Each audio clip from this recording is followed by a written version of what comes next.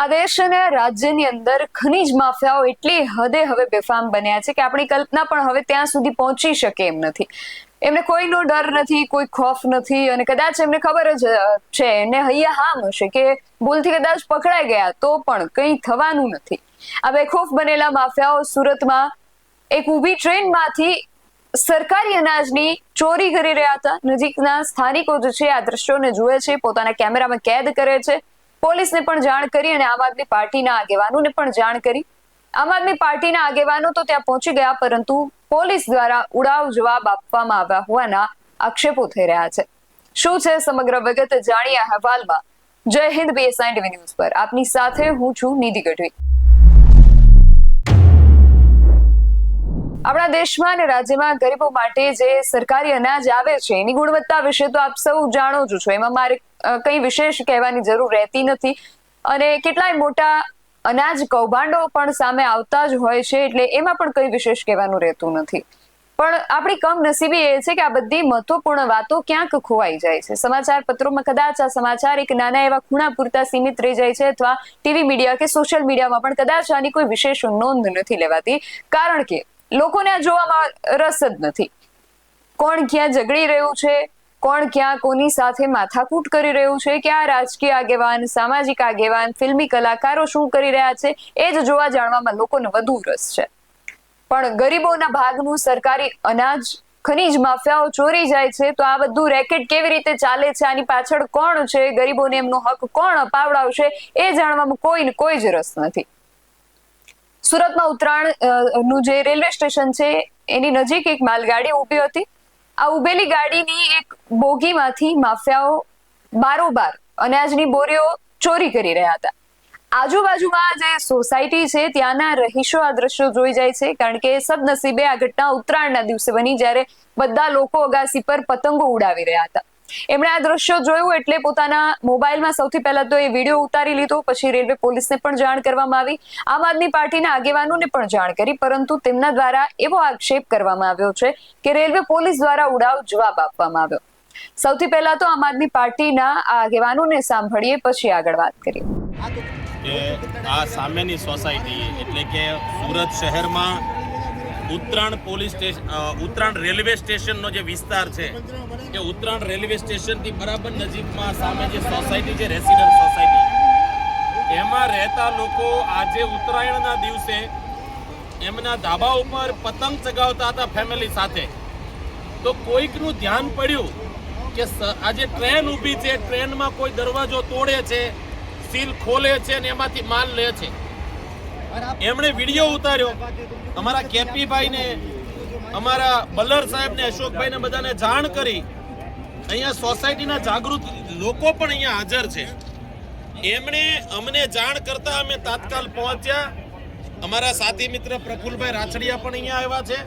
અને જેમ કેપીભાઈએ કહ્યું કે અહીંયા જે આ જે લોખંડના પાટા મૂક્યા છે એ એટલા વ્યવસ્થિત રીતે ગોઠવેલા છે કે આજની માટે આ ચોરી નથી. આમ આદમી પાર્ટી આજે આ ચોરી જે થાય છે એનો જે પર્દાફાશ કર્યો છે, અહીંયાના સ્થાનિક લોકોએ અમને ફોન કરીને બોલાવ્યા. તો અમે એ કહેવા માંગીએ છીએ, આ પહેલી ચોરી નથી. હમણાં મને એક અલ્ટ્રાટેકનું પણ એક સીલ મળ્યું હતું.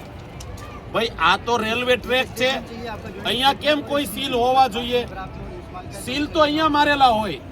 ગાડી કોઈ સ્ટેશનથી ઉપડે, એ ચાહે સુરત ઊભી રહે, એ ચાહે વલસાડ ઊભી રહે, નવસારી ઊભી રહે, જ્યાં ઊભી રહે ત્યાં, તો સીલ તો ત્યાં હોવા જોઈએ. અહીંયા વચ્ચે સીલનું શું કામ છે? પણ જે દરવાજા ઉપર સીલ મારેલા હોય એ સીલને કાપી નાખવામાં આવે અને આવી રીતે અનાજ બારોબાર ચોરી કરી લેવામાં આવે. તો મારું એ કહેવાનું છે કે શું આ સીલ તૂટી જાય છે અથવા તો સીલ હલકા હોય તો એ શું સરકારના માણસોને ન ખબર હોય? સરકારના માણસને બધી ખબર છે, પોલીસના લોકોને ખબર છે, ટ્રેનના ગાર્ડને ખબર છે, ટ્રેનના ડ્રાઈવરને ખબર છે. આ આખી જે ઘટના બની છે આની અંદર ઉપરના મોટા મગરમચ્છથી લઈને નાની માછલીઓ સુધીના તમામ વ્યક્તિ આમાં સામેલ છે. બધાને ખબર છે. એટલે મારી આ વિડીયો જોનારા તમામ મિત્રોને વિનંતી છે કે આ જે તમારા અને મારા નસીબમાં જે રાશનનું અનાજ છે, આ અનાજ છે, ચોખા, આ ગરીબોના પેટમાં જવા જોઈએ. આ માફિયાઓ આ અનાજ બારોબાર વેચી અને બંગલા બનાવે છે.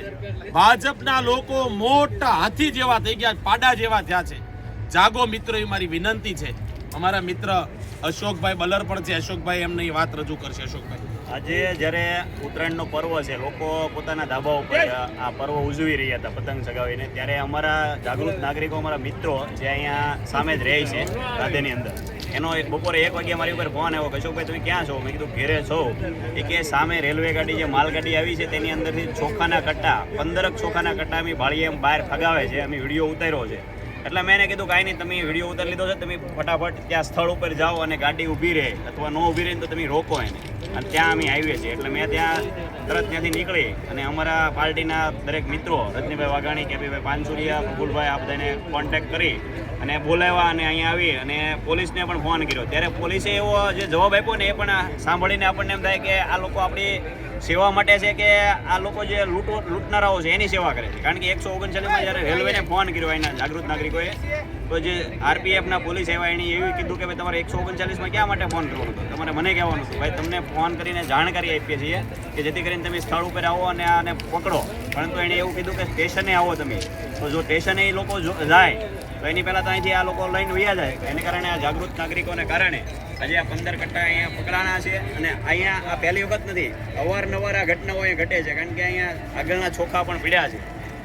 તો આ વિડીયો આપણા ગૃહમંત્રી સુધી પહોંચાડો કે જે અમથાક એમ કહે છે કે આપણે ગરીબોને ન્યાય આપીએ છીએ. તો આ ગરીબોનું જ અનાજ છે, એને મળવા પાત્ર હતું એ અત્યારે ક્યાંક આવડા અનાજ માફિયાઓ લઈ જાય છે. એટલે આવો કૌભાંડ બંધ થાય અને ગરીબોને પૂરેપૂરું અનાજ મળી રહે. અને અત્યારે 3 વાગ્યા છે, 1 વાગ્યાની ઘટના ઘટી છે, હજી પણ કોસંબાથી પોલીસ અહીંયા પહોંચી નથી, 2 કલાક થવા છતાં પણ. તો આ કઈ રીતની સુરક્ષામાં છે આપણા? એક સવાલ છે. એમનો આક્ષેપ છે કે બાકીના બધા લગભગ દરેક ડબ્બામાં વ્યવસ્થિત સીલ મારેલું હતું અને પુરવઠા વિભાગનો સિક્કો પણ હતો. પણ જે ડબ્બામાંથી આજે ચોરી થઈ એનું ધ્યાનમાં આવ્યું છે ત્યાં સીલ પણ સૂતળીની દોરીથી મારવામાં આવ્યો હતો. એનો અર્થ એવો થયો કે આ સુનિયોજિત રીતે એ સીલ આસાનીથી તોડી શકાય અને ચોરીની ઘટનાને અંજામ આપી શકાય એ રીતનું હતું. ડબ્બાની બાજુમાં નીચેની જગ્યાએ ખોદેલા ખાડામાં આશરે 15 થી 20 જેટલી અનાજની બોરીઓ બિનવારસી હાલતમાં પડેલી હતી. નક્કી કરેલી એક ફિક્સ જગ્યા પર જ આ ટ્રેનને રોકવામાં આવતી. ડબ્બામાંથી ચોખા અને જે પણ અનાજ છે એની બોરીઓ નીચે ખાડામાં ફેંકવામાં આવતી હોવાનું અહીંયા સ્પષ્ટ દેખાઈ રહ્યું છે, જેને એક સુનિયોજિત અનાજ ચોરીનું કાવતરું કે કૌભાંડ જ કહી શકાય. અને વળી જોવા જેવી વાત એ છે કે આ તો આજે સામે આવ્યું, આ લોકોએ જોયું એટલે સામે આવ્યું. આવું કેટલા સમયથી થઈ રહ્યું છે? આ મોકલનાર કોણ છે? ચોરી કરનાર કોણ છે? આવા તકલાદી સીલ મારનાર કોણ છે? રેલવે કે પ્રશાસનના કોઈ વ્યક્તિની સંડોવણી છે કે કેમ? પોલીસ દ્વારા કેમ આવા ઉડાવ જવાબ આપવામાં આવે છે? આવા અનેક પ્રશ્નો હાલ જેમના તેમજ ઊભા છે. અને આશા રાખીએ કે આમાં તટસ્થ તપાસ થાય અને ઊંડાણપૂર્વક તપાસ કરીને આમાં એના જે મૂળ છે ત્યાં સુધી પહોંચીને જે પણ દોષિત લોકો છે એને સજા કરવામાં આવે અને લોકોને સાવચેત કરવામાં આવે. કારણ કે લોકોને જે રીતે બીજામાં રસ છે ને આવું જાણવામાં રસ નથી, તો ક્યાંક લોકોએ પણ સાવચેત થવાની જરૂર છે. સુરતની આ જે સોસાયટીના સ્થાનિકો જે હતા એને જાગૃતિ દેખાડીને આ જે દ્રશ્યો હતા એને પોતાના કેમેરામાં કેદ કર્યા ત્યારે આ મુદ્દો સામે આવ્યો. નકર જો એ લોકોએ આવું ન કર્યું હોત તો કદાચ આ જે આખું કૌભાંડ છે આમનું આમ ચાલતું રહેત ને ક્યાંક દટાઈ ગયું હોત. પરંતુ લોકોની જાગૃતતાએ આ અહીંયા સુધી પહોંચ્યું છે અને આશા રાખીએ કે હવે એના મૂળ સુધી પોલીસ જે છે એની તપાસ ત્યાં સુધી પહોંચે. આ સમગ્ર વિષયને લઈને તમારું શું માનવું છે અમને કમેન્ટ કરીને ચોક્કસથી જણાવજો. આવા જ વધુ અહેવાલો સાથે મળતા રહીશું. તમે અમારી યુટ્યુબ ચેનલને સબસ્ક્રાઇબ કરવાનું અને અમને ફેસબુક અને ઇન્સ્ટાગ્રામ પર ફોલો કરવાનું ભૂલશો નહીં. બાકી અવનવી અપડેટ્સ માટે આપ જોતા રહો PSI TV ન્યૂઝ. નમસ્કાર.